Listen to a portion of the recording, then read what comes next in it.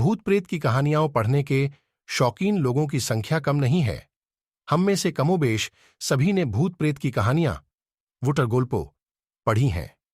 आज हम आपके लिए हार्ड कंपा देने वाली भूत की कहानी लेकर आए हैं, भूतेर गोल्पो। कहानी का नाम दुर्जोय बाबू की बातों, दीपांकर दास द्वारा लिखित। आज मुझे लगता है कि बहुत पुरानी आदतों को अचानक से बदलना बहुत मुश्किल है। उसे सुबह 10 बजे तक कॉलेज ज्वाइन करना है, लेकिन ट्रेन से उतरने के बाद कोई टोटो या ऑटो नजर नहीं आता। घर से पानी की एक बोतल, भले ही जागने में केवल आधे घंटे की देर थी। मुझे याद आया कि ट्रेन में बैठते समय मैं अपनी घड़ी और मोबाइल फोन लाना भूल गया था। यदि आप काम के पहले दिन देर से आते हैं तो यह बुरा लगता है। संविदा डाटा एंट्री ऑपरेटर के रूप में हरिहरपुर विश्वविद्यालय में आज पहला दिन है। यह कॉलेज स्टेशन से काफी नीचे है। अगर आप जाना चाहते हैं तो आपको टोटो या ऑटो की जरूरत पड़ेगी।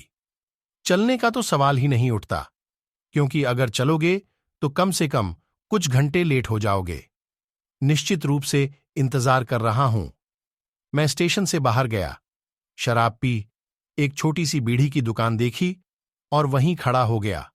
एक नवीकट, मैंने एक पैकेट खरीदा और एक निकालकर जला दिया। फिर मैंने दुकानदार से पूछा कि हरिहरपुर यूनिवर्सिटी जाने के लिए टोटो या ऑटो कहां मिलेगा। मुझे यहां कुछ भी नजर नहीं आ रहा है। दुकानदार ने कहा, यहां से कुछ मत लेना। आप थोड़ा आगे बढ़ें तो एक जंक्शन होगा, मां शीतला जंक्शन। आप देखेंगे कि वहां एक टोटो स्टैंड है और वहां से ले लीजिएगा। फिर मैंने उससे दोबारा पूछा, अच्छा, ये टर्न कितने का है? चलने में कितना समय लग सकता है? उसने कहा, लंबे समय तक नहीं, 5 मिनट। खैर, मैंने उसे धन्यवाद दिया और चलने लगा। कुछ दूर जाने के बाद पीछे से दबी दबी सी आवाज आई। कुछ दूर जाने के बाद पीछे से दबी दबी सी आवाज आई।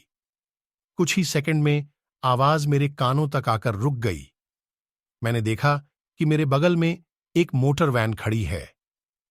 ये वैन पैदल चलने वाली नहीं है, मोटर चालित। मुझे नहीं पता कि लोग इसे क्या कहते हैं, लेकिन मेरे लिए इसे वेटो के नाम से जाना जाता है। एक आदमी वैन से उतरा और वैन चालक ने मुझे उससे किराया लेने का निर्देश दिया। तुम कहां जाओगे बेबी? मैंने अपने हाथ से सिगरेट गिरा दी और कहा, हरिहर पार महाविद्यालय। क्या तुम जाओगे? वैन ड्राइवर सज्जन ने सिर हिलाकर कहा, मैं उस रास्ते पर नहीं जा रहा हूं बेबी।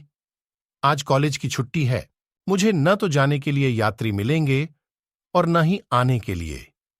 लेकिन अगर तुम 50 रुपये दोगे तो मैं तुम्हें अकेले ले जा सकता हूं। मुझे पैसों की कोई दिक्कत नहीं थी और मुझे इस तरह टोटो कार से वैन में जाना पसंद है। इसके अलावा अगर आप देर से आए तो पहले दिन कॉलेज में प्रवेश करना मुश्किल है, इसलिए मैंने अब ऐसा नहीं किया। मैंने कहा था तो पर आजा। वातो गड़गड़ाहट की आवाज के साथ चलने लगा। थोड़ा आगे जाने पर मुझे शीतला मोड़ दिखाई दिया। वहां से दाएं मुड़कर सीधी सड़क पर जाएं। ड्राइवर ने गाड़ी उसी दिशा में मोड़ दी। सीधे सड़क, एकदम ग्रामीण इलाका। लोगों के पास उस तरह की बस नहीं है। चारों ओर खाली जमीन और खेत हैं। कम से कम 15 मिनट बाद मैं उस कॉलेज के सामने पहुंच गया, हरिहरपुर विश्वविद्यालय। मैं वेटो से उतरा और किराया पूछा। अच्छा, किस समय? क्या 10 बज गए? ड्राइवर ने अपने बाएं हाथ को घड़ी की तरह देखा और कहा, नहीं बेबी, अभी 10 नहीं बजे हैं, अभी 3 मिनट बाकी हैं। मैंने राहत की सांस लेते हुए कहा, चल दर।